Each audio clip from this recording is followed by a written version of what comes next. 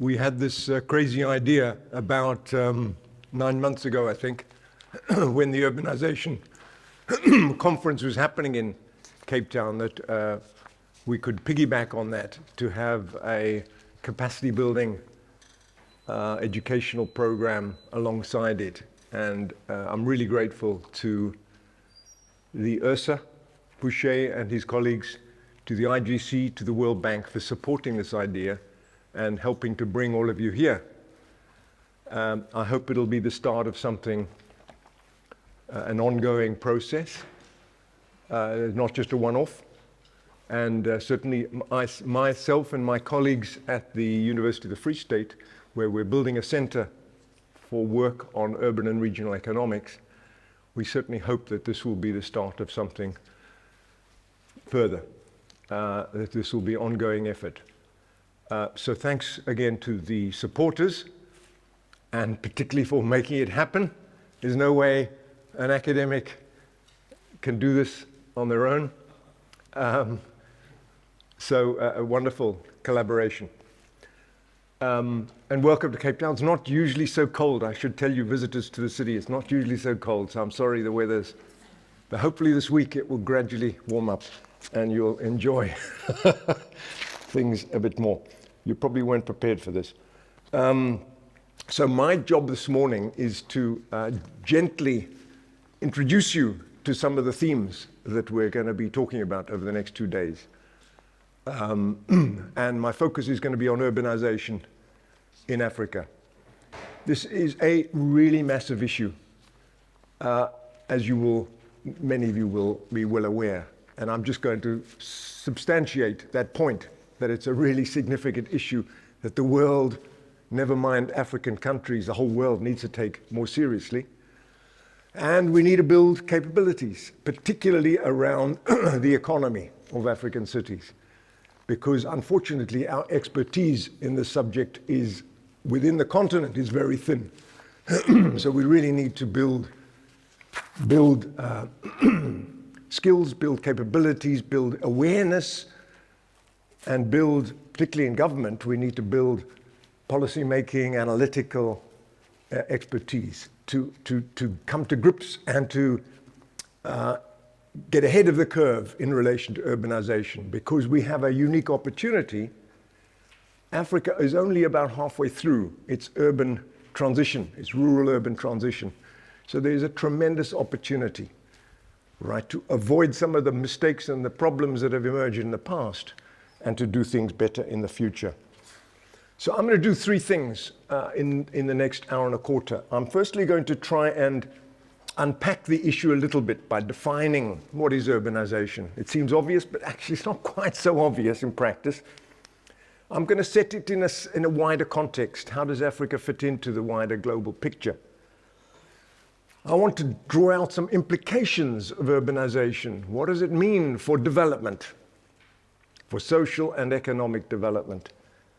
I can only do that, scratch the surface of these things, obviously, because these are huge subjects.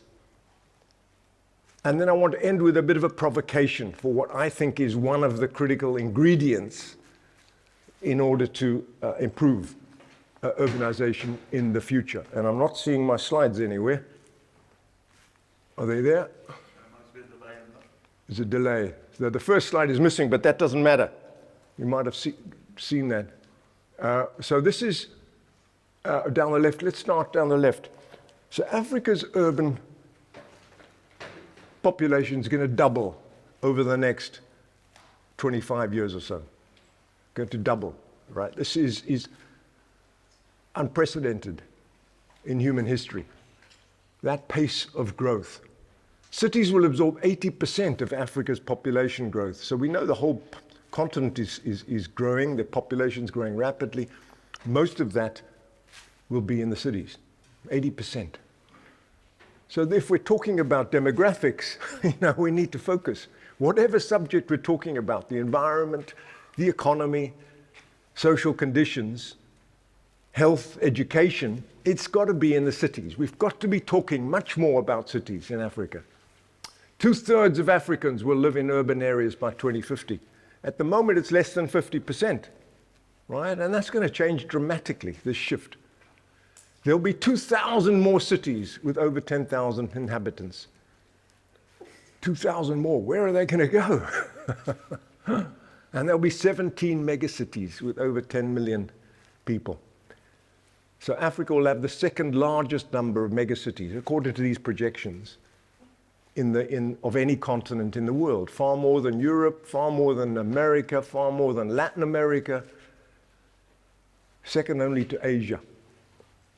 So Stiglitz, I was at a conference, the World Urban Forum, 10 years ago, where Stiglitz made this very bold statement, which has stood with me. I actually tried to Google it last night, and I couldn't find another source. So it would be hard to prove it. But anyway, he says, urbanization in Africa will be one of the two critical forces shaping human society around the world in the 21st century. That's a bold statement.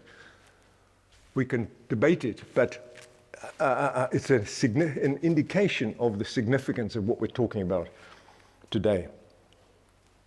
It's significant in many respects for the economies of African countries, for the health and living standards of people, for livelihoods, how people are going to earn a living, what kinds of work they'll be doing, how our land will be used in Africa, patterns of resource consumption, quite different in cities from in rural areas, energy, for the environment, the implications of what will in fact be a threefold expansion in the footprint of urban areas, threefold expansion. Think about that, in the footprint of urban areas. So the footprint is going to grow much faster than the population of our cities. And in politics, in relation to not just voting patterns, but political organization, and the way societies are organized, the way communities are organized, right? So they're very, very far-reaching transition that's happening at the moment and will continue to happen over the next decades.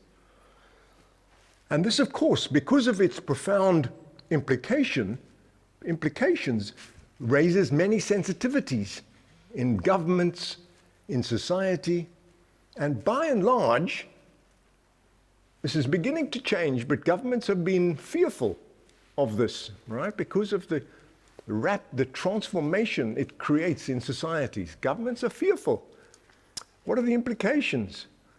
And nervous about this process and trying to resist it even in many African countries until recently, and some are still doing this, trying to slow it down and stop it. This is bad, this is dangerous.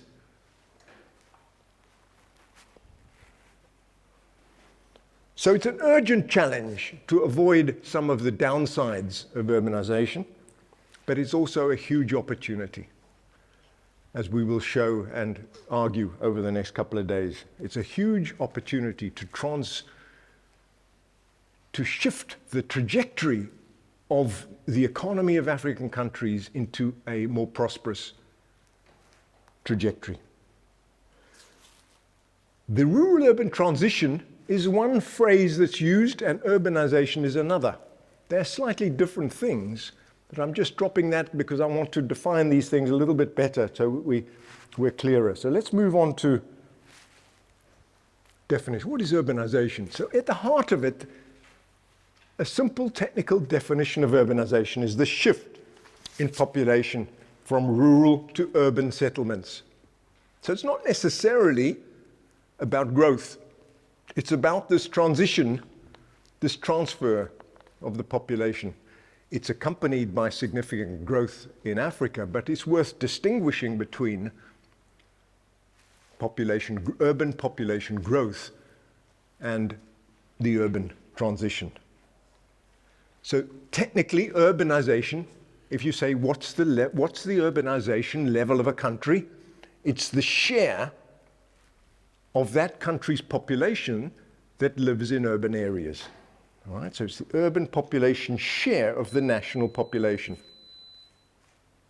That's what the level of urbanization is. And then the rate of urbanization is the rate at which that share is growing. So in Africa, depending on what the source is, maybe 45, 44% of the total, and people usually talk about sub-Saharan Africa, and I'll explain why. 45% of the population of sub-Saharan Africa lives in urban areas. Right? The share, the rate at which that is growing, it's not the same as the total growth in the total population. That's the rate of urbanization growth, okay. Now, urban population growth, as I've just said, is different, particularly if the overall population is growing. And we'll see that in the statistics, in the graphs I'm going to show in a second, that the overall population is growing faster. Well, the overall population is also growing, so rural areas are growing as well as urban areas. So it's the relative, trying to get at the relative urban-rural breakdown, which is important here. And I can't hardly read my notes here, I printed them out so small. The point I want to just go back to the point about the rate, that until recently, Asia's urban population growth rate was slightly higher than Africa's. So when people talk about Africa being the fastest urbanizing continent in the world, that's not strictly correct. Although round about now, Africa is taking over as Asia slows down. Many parts of Asia slow down. But so that's important to realize that Asia is also very, very significant in terms of the rate of urbanization. But the scale, the absolute number of urban residents is growing faster in Africa than in Asia, partly because the rate of natural change is faster. And then a third aspect that's important to bring in here is the expansion of the built-up area, the footprint of the city. That's quite different from the population of the city, right? And what we see is also, as I mentioned earlier, that the cities are growing in extent very rapidly. And I'll show some evidence of that in a second. Last point in terms of definitions is that one big problem until recently is that there are no consistent national definitions of what urban is. So in the extreme, Sweden defines any settlement with 200 people in it as an urban settlement. At the opposite extreme, Japan defines an urban area as having 50,000 people. Most countries, fortunately, between 1 and 5,000 people is their definition of urban. So it's not quite so extreme as these extremities suggest, but nevertheless it's a massive challenge when you're trying to measure urbanization consistently, is that until recently, as I say, the United Nations definitions are based on national definitions which differ enormously. In other words, there's no consistency, you can't do comparative research on this. How Zimbabwe defines urbanization, urban areas is different from South Africa, and so on. So how does urbanization happen? And again, the assumption in the media and among some commentators and academics is that it's simply migration, but it's not. There are 4 different ways in which the rate of urbanization can increase, 4 different and distinctive ways. So the first one, it's not just rural-urban migration, because migration doesn't happen in a simple linear one-way direction.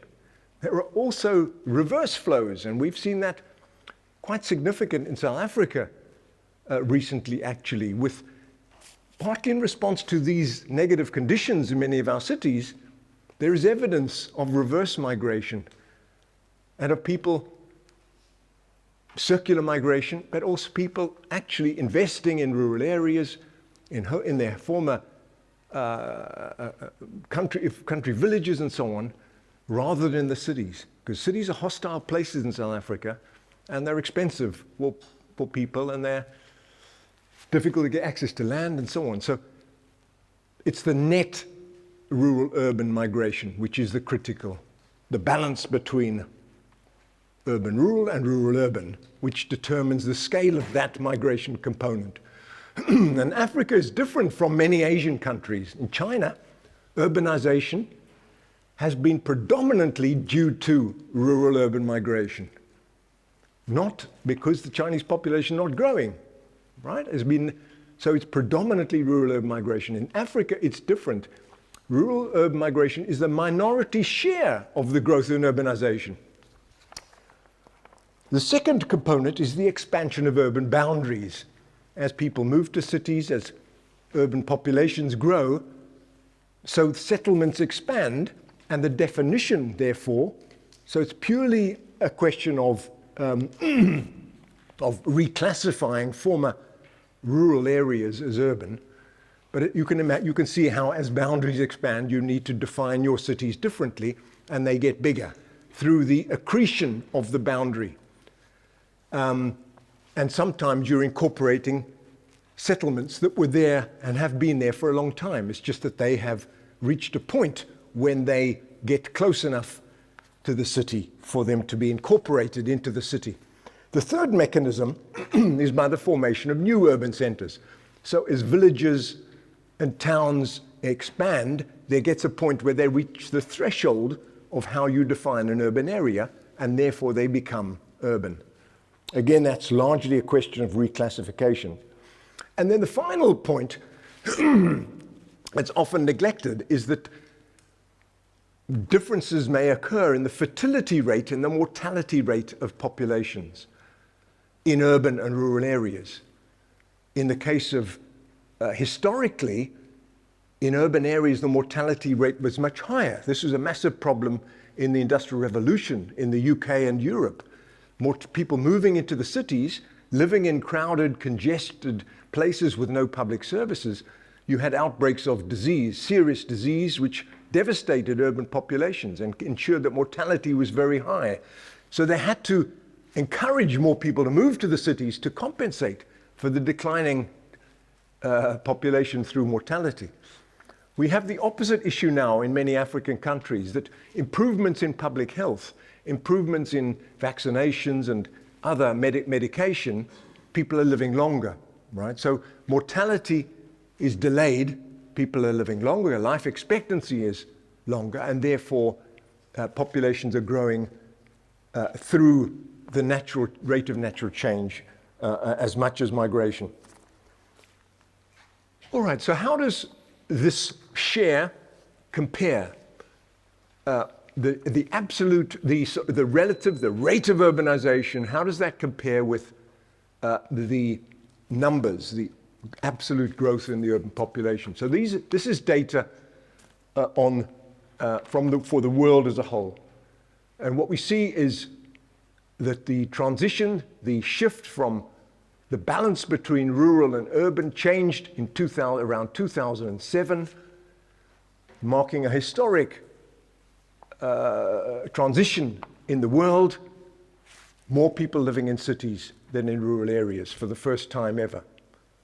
And that has continued to move in the same direction. So now people living in urban areas approaching 60%, rural areas down to getting down towards 40% in terms of the share.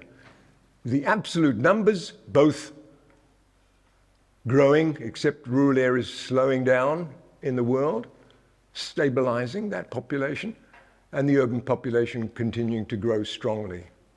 So now are nearly 5 billion people living in urban areas and 3.5 billion in rural areas. So that's the comparison of the level of urbanization on the left with the numbers, the scale on the right. What does it look like?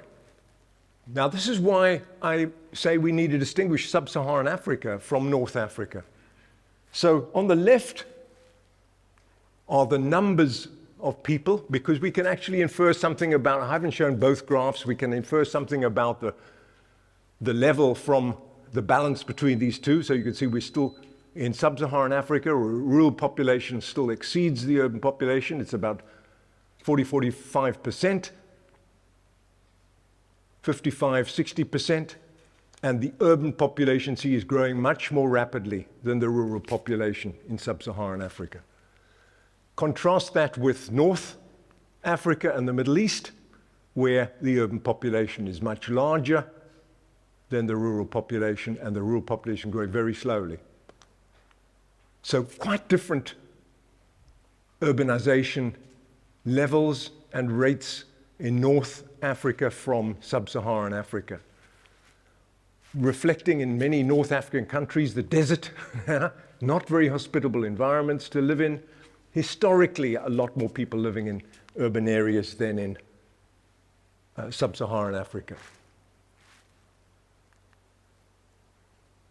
Now, just to take some sort of extreme examples in sub-Saharan Africa, on the left we have Tanzania, which is still roughly, I should have worked out the proportion, it's kind of 60%, probably more than 60%. What's that? 43 million versus 25 million. So it's about 70% or so rural. But the urban population is growing really rapidly in Tanzania. Tanzania is a very, very significant country for the future of Africa's urban population because of the rate of growth of the population and the rate of growth of its cities.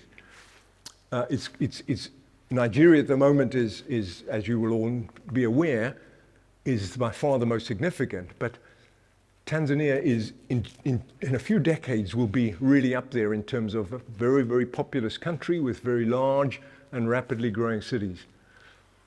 It's an example of where the kind of country where we really need to get ahead of the curve to avoid some of the negatives of unmanaged urbanization.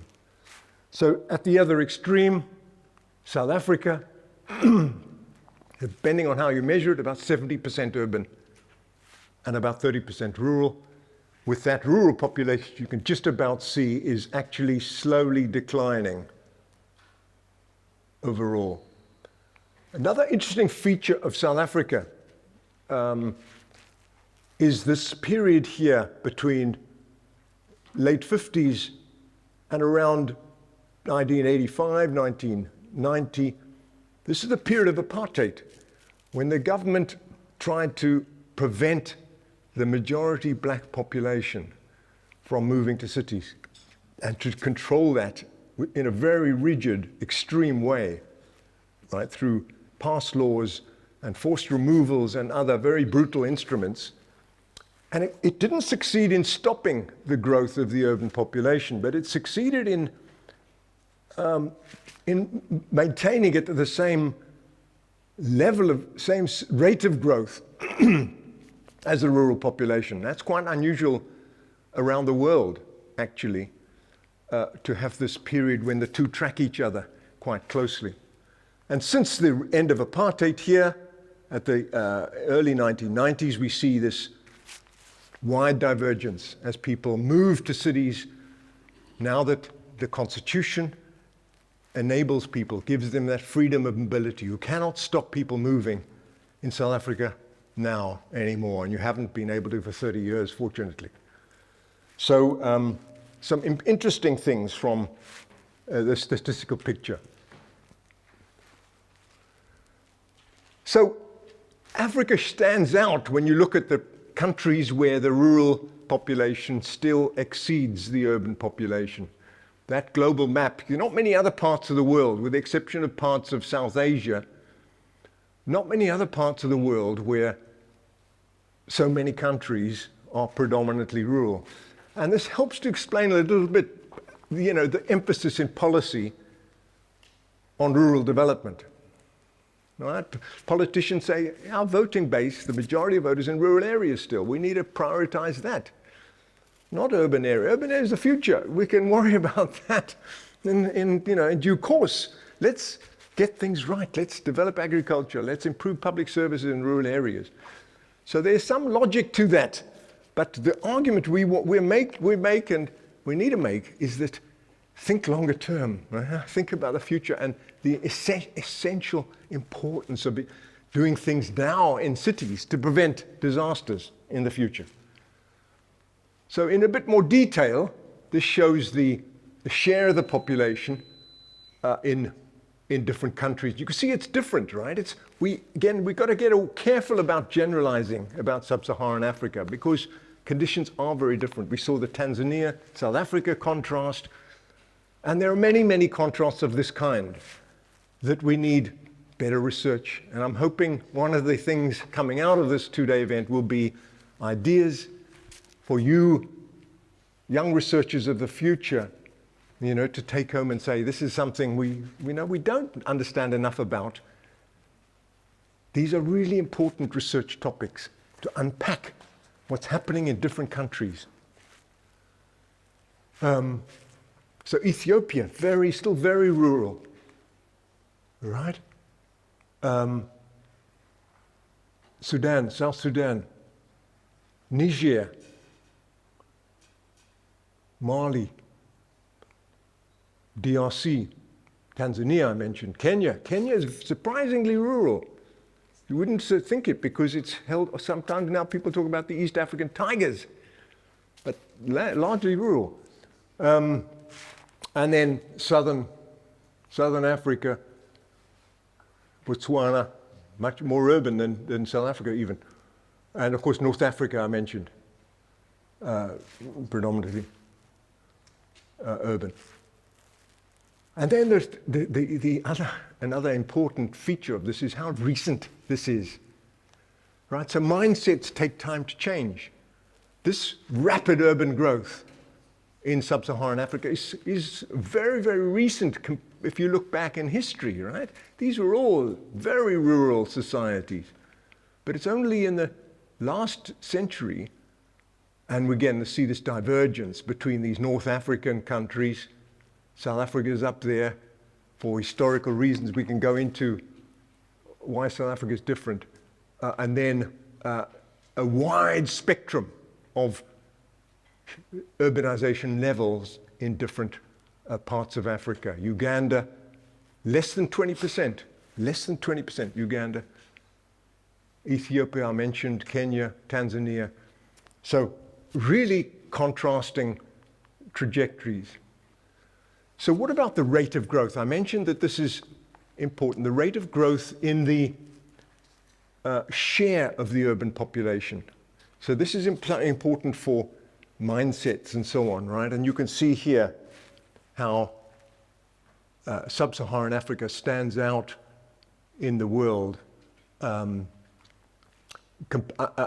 with Asia for the rapid shift from rural to urban in the balance of the population. Tanzania, one of the highest. Namibia, Ethiopia, just to flag them. And then this is the growth rate in populations, in urban agglomerations, in sort of large cities. This is the growth rate of large cities in terms of the absolute population. Again, confirming, even more so than the previous slide, the significance of sub-Saharan Africa and the unusual speed at which these cities are growing in sub-Saharan Africa. Darker shading, 4-5% here. 5% means that the size of the city doubles every 12 years, I think it is. You can imagine a city doubling in size 12 to 15 years. That is very, very challenging to manage. If your city is doubling in size every 12 or 15 years, you can just think about that in terms of population, but even then in physical area, it'll be growing even more quickly than that, all right? Providing public services for a city growing that doubles in size every 12 or 15 years is a massive, massive public policy challenge. You're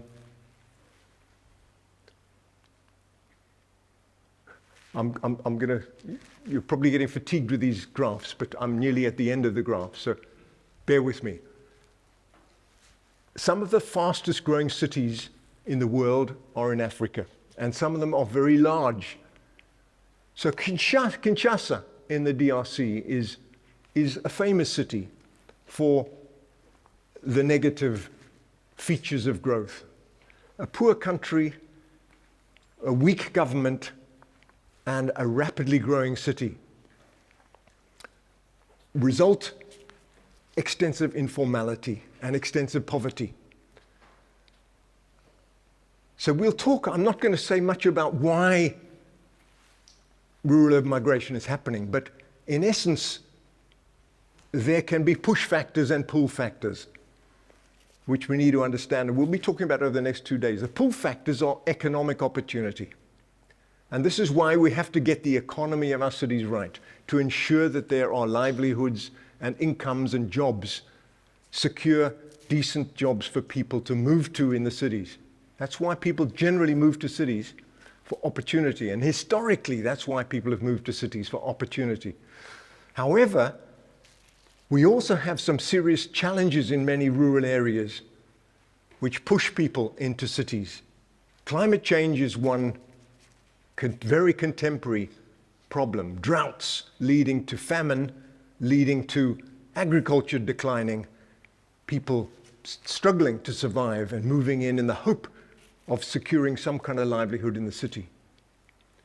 And the second one is a conflict and civil war.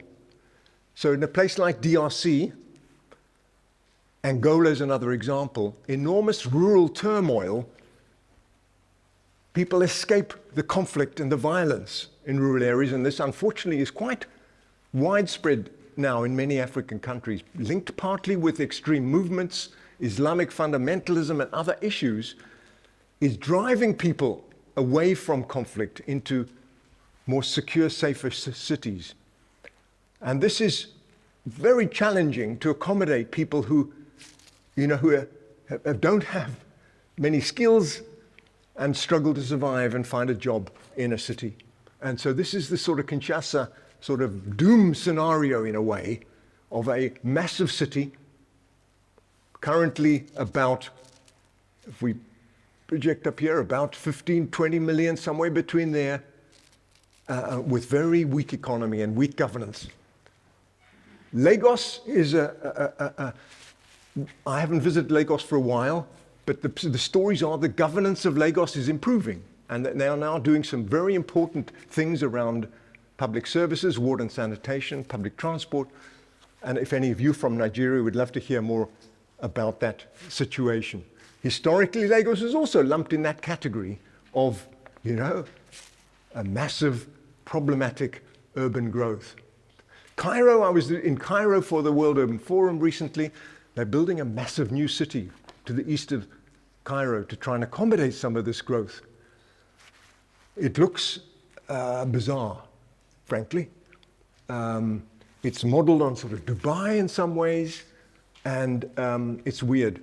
So anyway, we can hopefully have a chat about some of these things that are going on. At least they're taking the growth of the city seriously. There's also a lot of slum clearance and things going on, so it's quite controversial. So now I've talked about the rural-urban dichotomy, and the rural-urban thing is a two-way split. I mentioned also that the UN data is problematic. In the last few years, a new source of data has become available, really valuable for researchers, right? So I'm alerting you to this, called the Global Human Settlement Layer, which talks about the degree of urbanization. In other words, it's a continuum, it's not a one or the other. And this, I think, is an important breakthrough in some ways for the data, because it recognizes that there are places, intermediate kinds of places, that are not as dense and not as large as cities. And these are defined, this is the second category. So cities are defined as urban centers of 50,000 population and a density of 1,500. So it's not just a population size thing, it's also density, recognizing a really important feature of cities, that they are dense settlements, not just sprawling settlements. So towns, it identifies in this intermediate category towns which are smaller than cities and suburbs which are adjacent, lower density commuting areas that support cities. And they are the threshold 5,000 population and 300 per kilometer.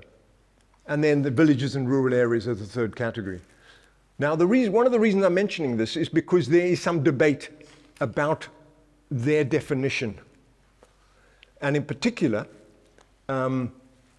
this definition derives from urban, looking and understanding European urban settlements, European cities, in terms of density thresholds particularly, right? Rather than African density thresholds. And African cities, many African cities are denser than European cities. So when you look at, this is Nairobi here, the whole of the large parts of the hinterland of Nairobi are defined as either suburbs or towns. Now, I don't know Nairobi well enough to say, but that doesn't look right, does it? That's one extreme, that there's a problem somehow that these places are defined as urban. When it doesn't look right to me. And this is Cape Town where we are today. And again, there's a bit of a problem with that, because those of us who've studied the city know that large parts of the city are very low density, but they're still defined as a core part of the city. And then the suburbs are kind of trivial little places, which also doesn't really correspond with our understanding of reality, right? And then, of course, then you have places like this, Somerset West, which is very much part of the city, but for technical reasons, there's a bit of a gap, and so it's defined as a separate city. So we have to be careful and not just use this data. It's important, it's a very valuable additional source. It's based on satellite data and not just population census data. So it's adding something about density, but we need to be careful when we use these tools that they're appropriate and that they are configured in a way that is reliable, will give us reliable insights into this distinctive features of urbanization in Africa. This is another suburb. It is also defined as a separate city according to GHSL. This is Stellenbosch, which is probably correct. It's not part of the built-up area of Cape Town, so that's appropriate as a separate city. Okay, so that's an important data set, and this is what it shows about different parts of the world in terms of the composition. And part of the reason I'm showing this, because basically the Global Human Settlements layer suggests that urbanization, the level of urbanization in the world is 80% now, 80% of the population. The United Nations level is under 60% of the world. Okay, so there's a big discrepancy, partly because Asia and Africa don't fit in so well. They basically are saying that the level of urbanization in Africa and Asia is much higher than the United Nations have been saying, and therefore that countries themselves have been saying. Okay, so this is raising lots of questions for research. If we look at Africa here, it's saying that the urbanization level of Africa is around, isn't it clear enough, about 70%. 70% of Africa, whereas I was saying before, it's down 45%, right, according to the United Nations. So there's a big discrepancy. Africa is the biggest anomaly in the global human settlement layer. And that's why we need to test this more carefully. But you can see it doesn't look so different, does it, Africa, from other parts, from Oceania, Australia, etc., North America, South America, and Europe. Asia looks the highest in the world. And it's something to do, I think, with this middle category, the towns and suburbs, the way they've defined that. But anyway, it's something for further research. So is this going to help or hinder development, urbanization in Africa? Big question, right? Is this going to be a positive or a negative? And as I mentioned, many governments think this is a very big worry, and we need to slow it down and stop it, or ideally stop it, or at least slow it down. Let's look at some of the evidence. I want to start with the sort of putting things quite starkly.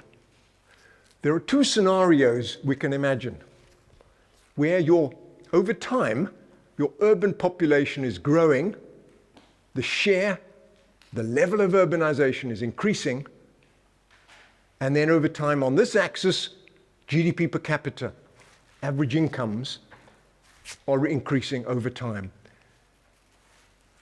So two extreme scenarios are you have growth without urbanization. Your national economy is growing rapidly, but you're not urbanizing. And the other extreme is that this is urbanization without growth, or urbanization of poverty. People are moving to the cities, but they're no better off. The national economy is stagnant. All right? So those are two extreme scenarios. What is the actual evidence then? The evidence is that you don't find these extremes, right? That there is a strong correlation, and we'll be talking a lot about this over the next 2 days, I think, between GDP per capita, this is a snapshot rather than a time series. The higher the level of GDP per capita, the higher the level of urbanization. And this statistical finding has been used in the literature for 30 years or more to make the case that urbanization is good for development. The urbanization promotes prosperity, it promotes productivity, and it improves living standards, and we need to get behind it. So some economists in the extreme have said this is a law. They've treated this like a law in their formula, in their equations, imply that this is a law-like phenomenon, that as countries urbanize, they get more prosperous. For a while, the United Nations talked about the transformative power, the transformative effect of urbanization in itself. Increase in the level of urbanization, increase in the share, the rural-urban transition would lead to more prosperity, would lead to countries being better off. And there are serious doubts about that. I want to suggest there's significant doubts about that. Incidentally, just before I move on, these are the African countries in purple here, right? South Africa's here along the spectrum, but you could see there's quite a spread. Tanzania, Ethiopia, DRC, I mentioned, singled out Kinshasa and the DRC, low GDP per capita with over 40% urbanized.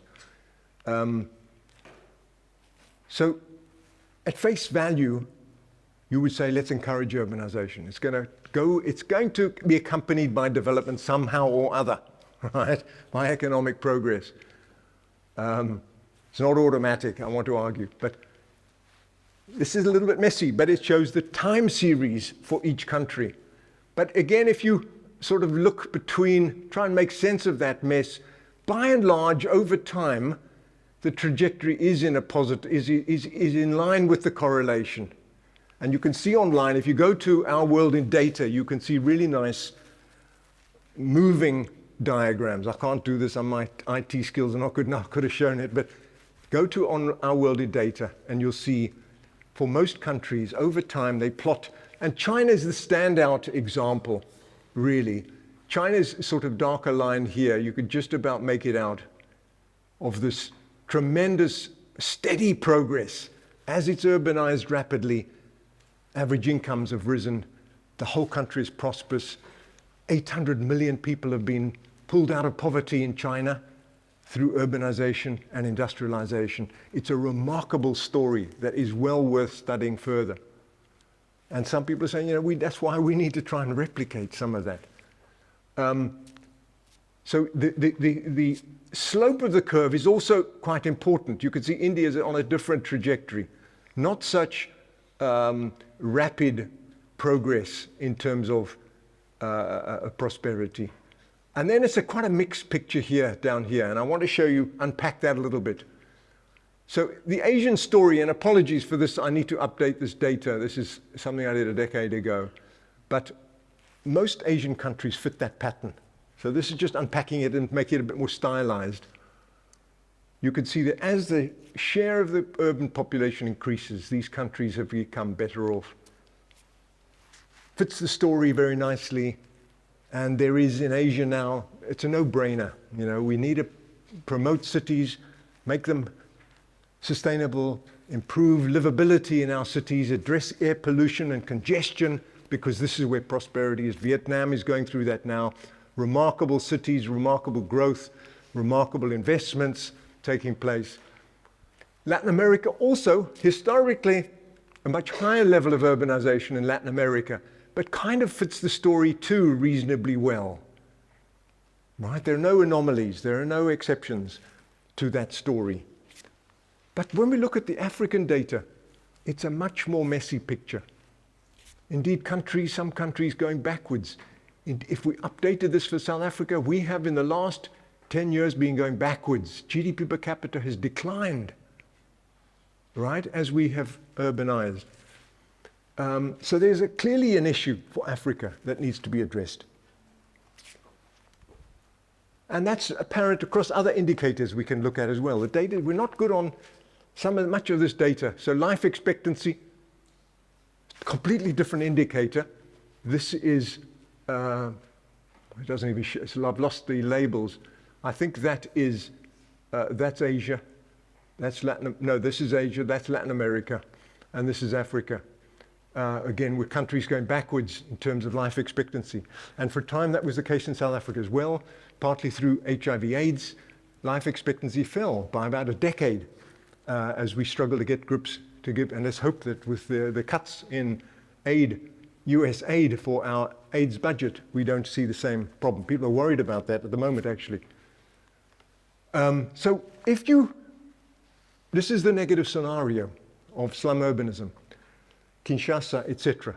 No investment in public infrastructure, no investment in public space, and extensive informality.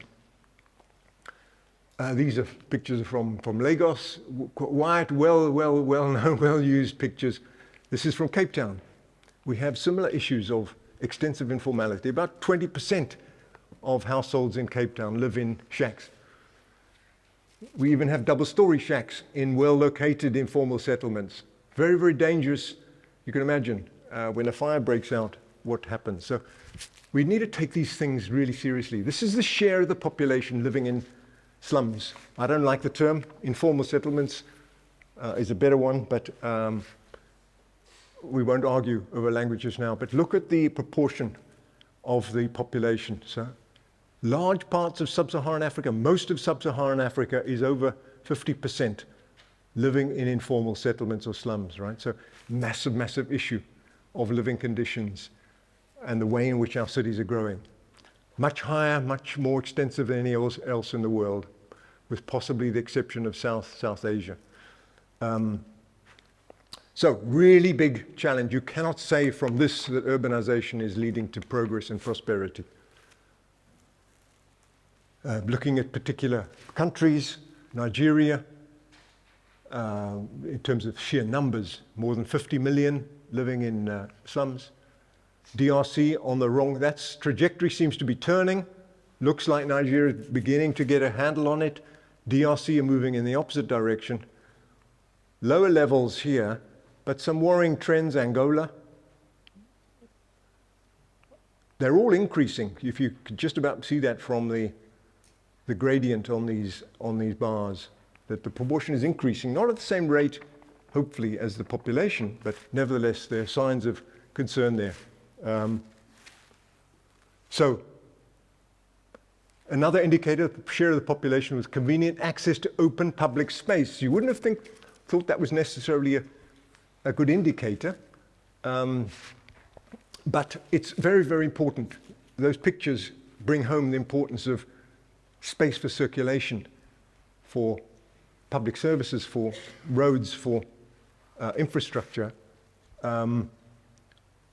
as against very dense, crowded settlements. When you look at density, sheer population density, a similar kind of graph to the one I showed before, scatter plot, you don't see this correlation. With GDP per capita on the horizontal axis, you do not see density, sheer population density increasing with prosperity. So this is I only came across this last night when I was preparing this. So I think this is really important that, we don't assume that density leads to prosperity. It's the way that density operates, and I'll say something about that in my last few minutes. But you can see African countries down here, low levels of GDP per capita, and density not much lower than in other in other parts of the world. So my last provocation, and that is that we've got to manage that density. We've got to manage the physical footprint of urban growth. Prosperity, industrialization, that's the talk of structural transformation, industrialization, innovation, technology, business productivity. The physical platform is a crucial ingredient. The physical platform, the foundation for urban growth, is a crucial ingredient for more effective urban growth. That's what I want to argue. As Africa's urban population doubles in size by 2050, the physical footprint will expand threefold. I mentioned that at the beginning. So our cities are growing horizontally more than vertically, in fact. The footprint will increase from 175 square kilometers at present to 450. I think that should be 1,000. More cities and much larger cities will have. 78% of residential areas developed in Africa between 1990 and 2014 were informal, unplanned. So we're more than 50% informal settlements, and this rate is growing on some evidence. At least has this period, it was 78%. Most urban development, it's saying, was informal and unplanned. This reflects low investment in physical structures, housing, infrastructure, water sanitation, buildings generally, overcrowding and poor public services. So how do we prepare for urban population growth? And there is a bit of a formula that's emerging among experts in this field, which is certainly worth taking very seriously. The first thing is to plan the expansion of a settlement before people occupy the land. By and large, we do things the wrong way round when we don't manage. Land is occupied, then maybe we try and put in some retrofit with some infrastructure, and then maybe we try to improve and upgrade the structure, the housing that's built on there, right? We need to get ahead of the curve to plan the layout before places are occupied, to invest in the underground infrastructure and the roads, to prepare for the occupation of the site. Protect public spaces, the roads and other public spaces, the areas, public areas for markets, for other economic activity, and then enable the top structures afterwards, not the other way around. And my last slide is that if we do things this way, cities are brilliant economic machines, actually, as I'm sure some of the speakers will emphasize over the next 2 days. So cities, there is something really tremendous about the economics of a city, in the sense that if you get it right, if you manage that land development, plan and regulate the land, you create certainty and security for people investing in the land, private investment in the buildings, that raises the value of the land. It uplifts the value of the land because these places become more desirable. People want to live there, businesses want to move there. That generates higher property taxes, which can be collected, hopefully by the municipality and not by just by the private landowner or some other speculator. That can then be, if it's captured by the public sector, can be reinvested, can be invested in improved infrastructure and create a more functional and livable city. Positive externalities arising from managing that process, generating value, capturing the value, and then sharing that value among the residents and the businesses in that city. This is a very, very powerful engine for ensuring prosperity and livability, a positive cycle fostering more investment, more productivity, better places to live, and more functional communities. And that's the beauty of urban economics if it's got right. And this is what we need to try and create more of. And this is what countries elsewhere, Asia I mentioned, Europe and North America, have achieved through learning incrementally this basic model. It wasn't there if you look at the founding fathers of economics. It's not there.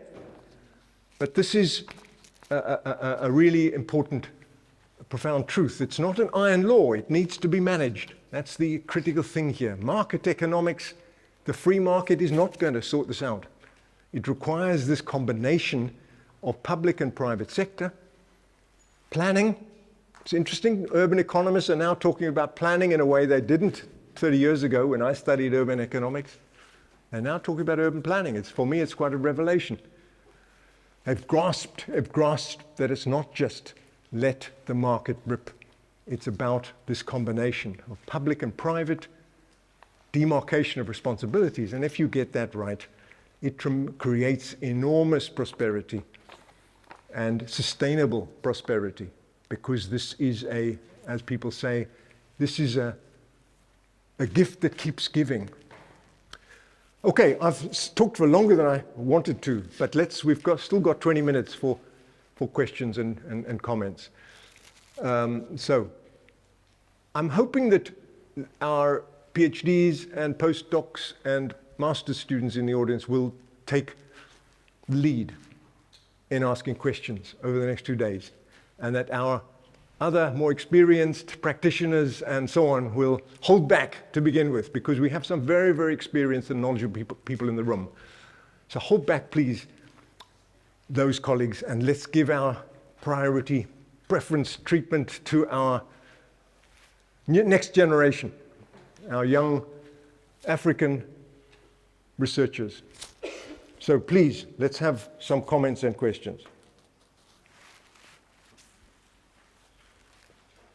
Thank you. Do you think we should use the mic? Yes. Juliana's saying yes, please. So let's switch it on there. There we are.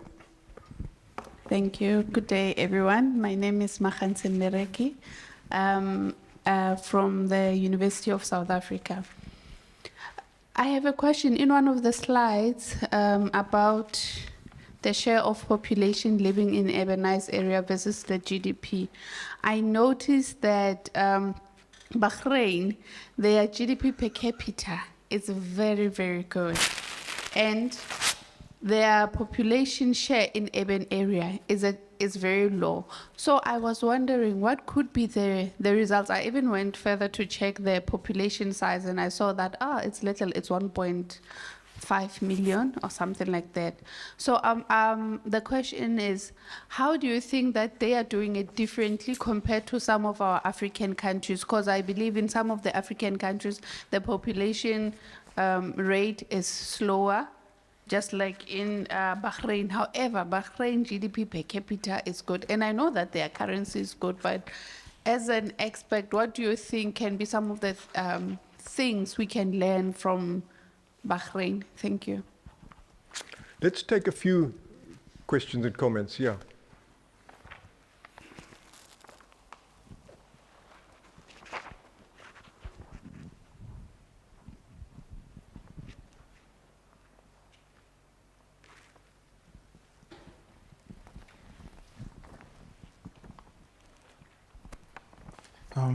Thanks, Professor.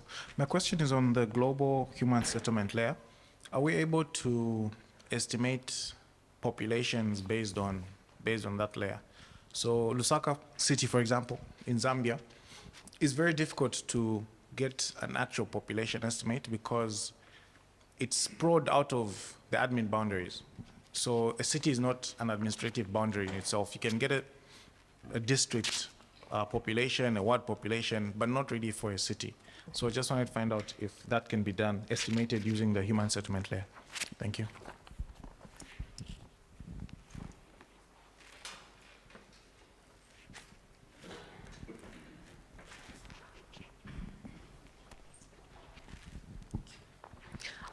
My question is... Introduce yourself. It's nice to have... Sorry. Yeah. Hi, everyone. I'm Yoli Swatiwe. I'm from the University of Stellenbosch, or Stellenbosch University. So my question is around the projection of cities, 2,000 more cities. Is this based on the rural areas transforming into urban centers, or these are new cities coming up?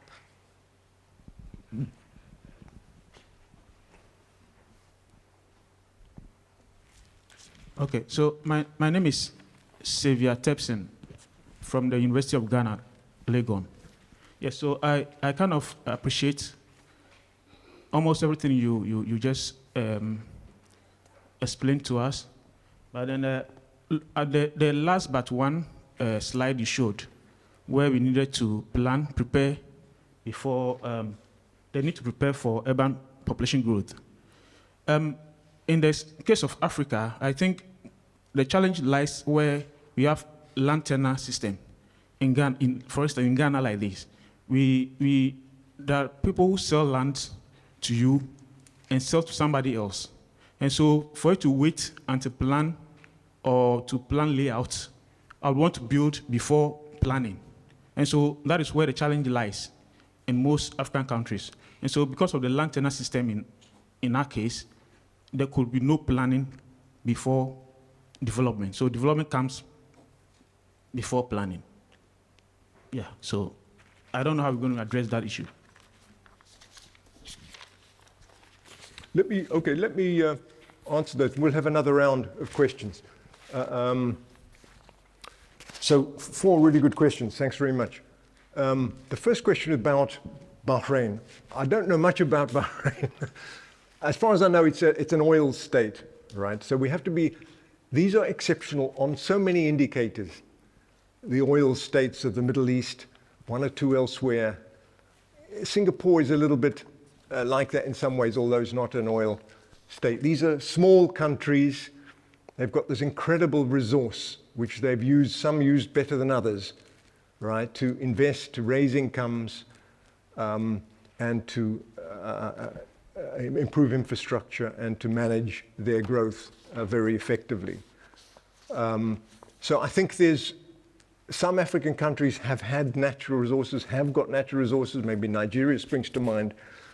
And the question there is, are we using these resources effectively to improve government and to plow back into investment in infrastructure? So that's one lesson, using your natural endowments to the advantage of the country and not through corruption and other things, squandering resources. Otherwise, I think the lessons are limited in terms of these small countries where it's just a city, basically, right? So they don't need, there's no rural area to think about. They've just got to focus all their efforts on getting their city to be functional and prosperous. So it makes life easier, in a way, than a country like Tanzania, which is a huge territory and have many different cities and is pulled in different directions. Administrative boundaries, yes. I didn't mention it. I don't think I hardly mentioned administrative boundaries. So that is a bit of a challenge with some of the country definitions that the United Nations uses, that administrative boundaries come in there. In fact, that's the case with South Africa. Urban, until, in some ways, I think it still is, urban is what it was defined as urban, right? That's your urban definition, one of the criteria, places that were defined as urban, and so that's history. It doesn't reflect, as you're saying, the natural growth of the city. But the beauty of the global human settlement layer is that it disregards the admin boundaries completely. It's based on satellite imagery and population gridded data. I didn't talk about the technique, I don't want to get into that, but it's specifically designed to overcome the problem of administrative boundaries in the way places are defined. So these are functional boundaries rather than administrative boundaries. So it's very good from that point of view. The third question about the 2,000 more cities, this comes from a recent OECD report, just came out earlier this year on urbanization in Africa. I would encourage you to look at it. I don't know the answer, frankly, right? So it's a good question, and you should read the report to try and see the answer. I'm not sure they do. They should provide that answer, but I don't know off the top, and I think it'll be a mixture of things, is my guess, right? It'll be a mixture of places getting bigger, new cities emerging, villages becoming towns, becoming cities, cities expanding, and some cities becoming denser.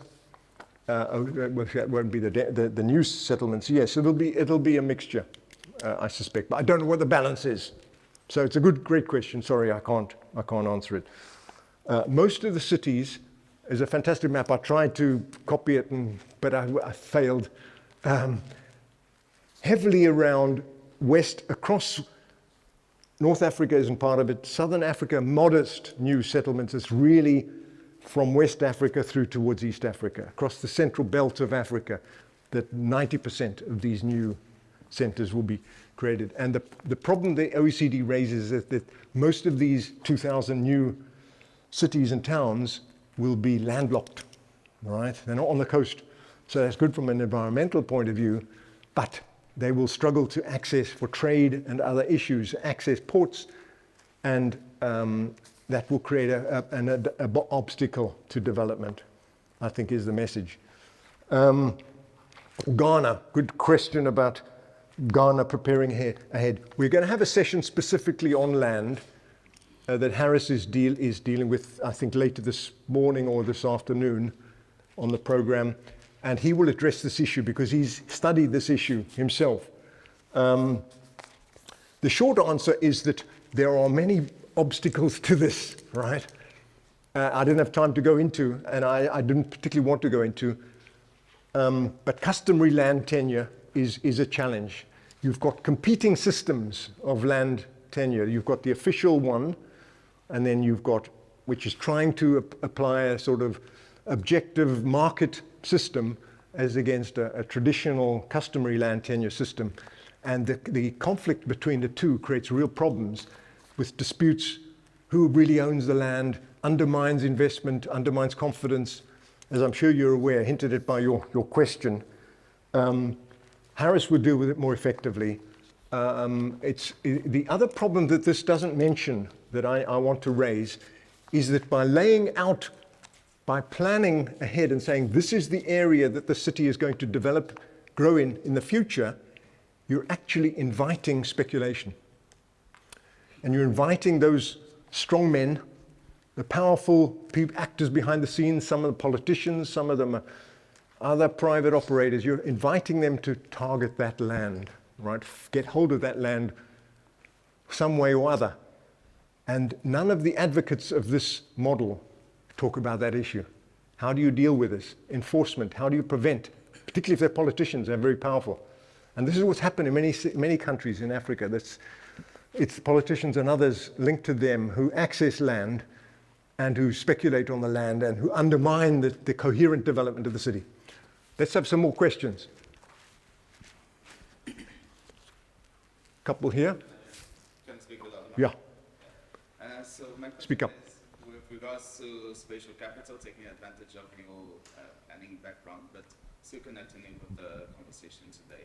So we see quite a lot of extractivist practices happening in rural areas across Africa and other cities in other countries in the global south, and that technically advances or empowers other cities in the global north to expand and grow, develop a cities, and we see more and more green gentrification, say.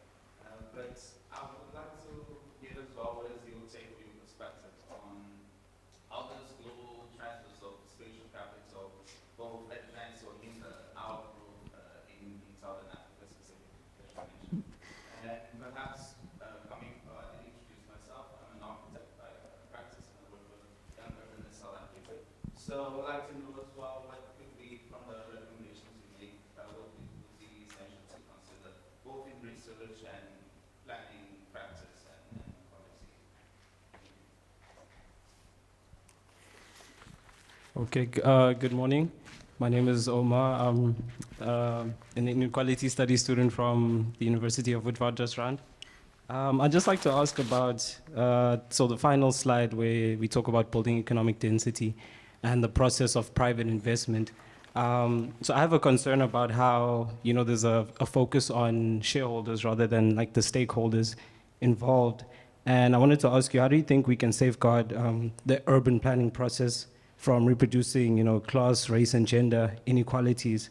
And, how can we balance this economic growth we're talking about with also social equity to make sure we don't end up fueling gentrification and, the economic exclusion of, the marginalized groups within a city as it develops? So, for example, such as Cape Town and in the Woodstock area, the informal settlements which were, formed, and the people were removed forcefully from that. So that's just my question on social equity and balancing it with economic growth. Good, thank you.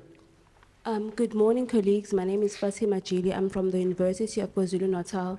So basically, I would like some clarity, Prof. Like the last slide, does it refer to the building of like smart cities, especially if you look at it from a regional economics perspective and like electoral policy?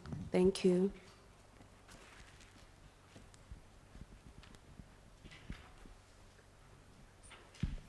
Are you a young researcher? I can't tell from here.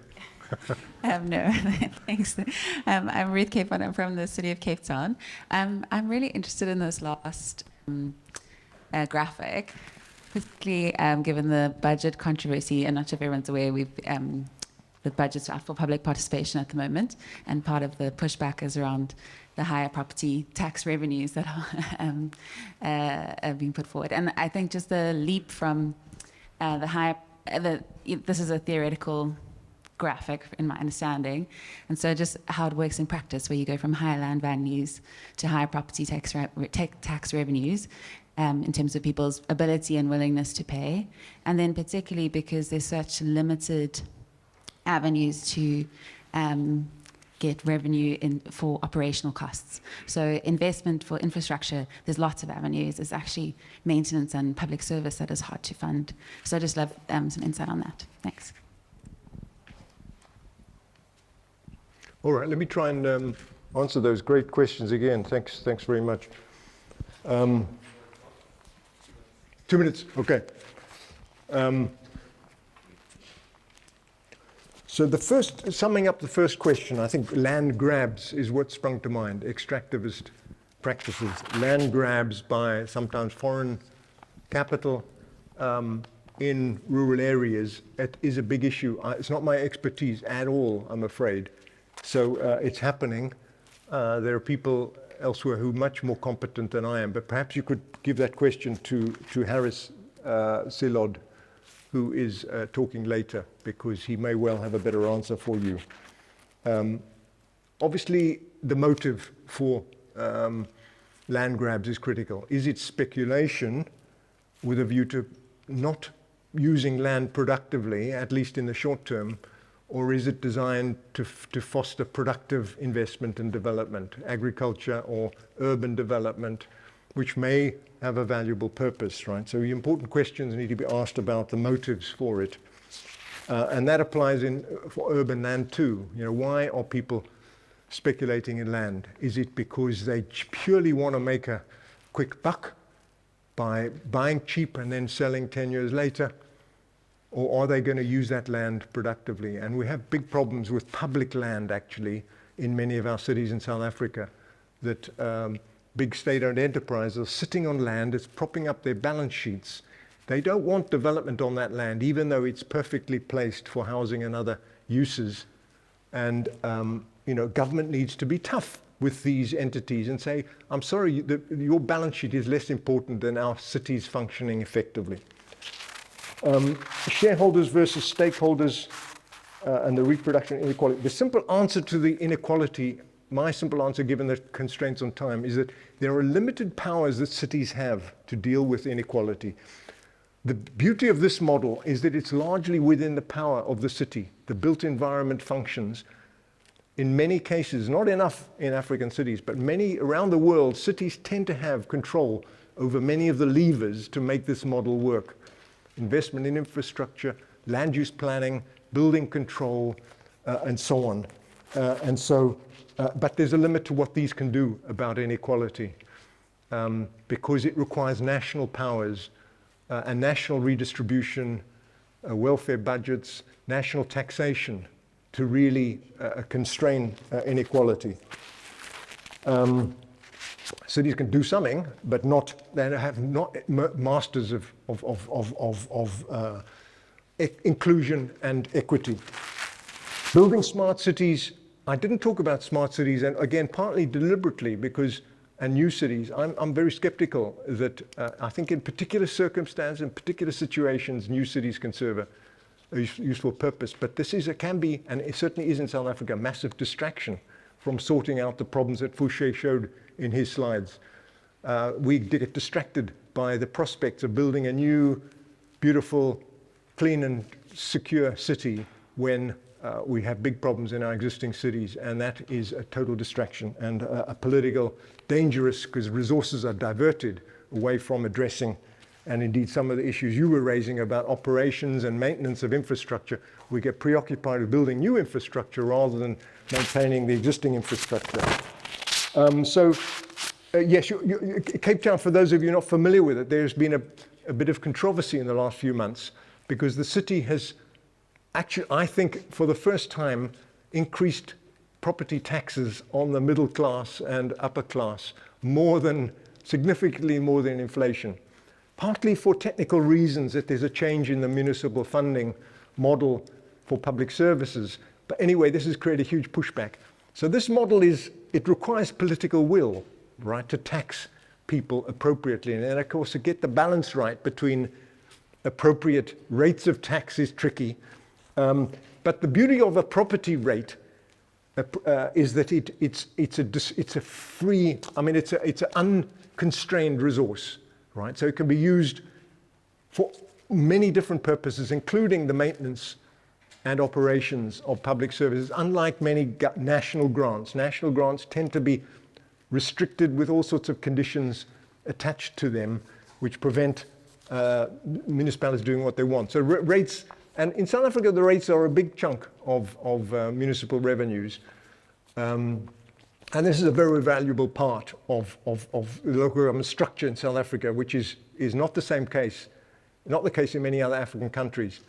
So municipal rates need to be used and can also be used to borrow more, right? And again, this is something that Cape Town, until recently, was very, very cautious in its approach to its resources, and even the National Treasury were critical of the city for not borrowing enough to invest in expanded infrastructure and to accommodate a larger population. There was a little bit of this negativity in the city. We don't want to grow too quickly. A lot of poor people moving to the city and all the rest of it. There has been a shift in attitude recently, with a new mayor in particular saying, we're going to grow come what may, and we need to prepare and invest ahead of the game, increase our infrastructure budget, and acknowledge the need to accommodate more people. And that, I think, enlightened approach should be applied more broadly. And I hope he will spread that message to other cities elsewhere on the continent, because it's a very, very important message. Thank you everybody, and it's time for a cup of tea or coffee.